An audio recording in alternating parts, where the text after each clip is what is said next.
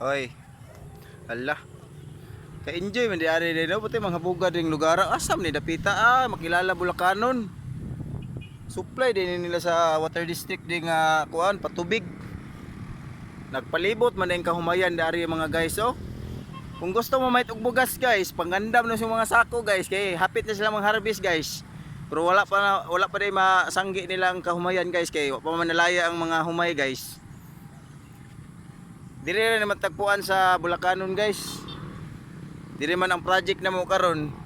Ya mag-vlog sa miane kay murag mingaw kay palibot guys. Oh, mga guys. Di mo magsilbi dire og kabuhion mo guys kay makaihi gyud mo inutong dire puti yung habuga gyud dire guys.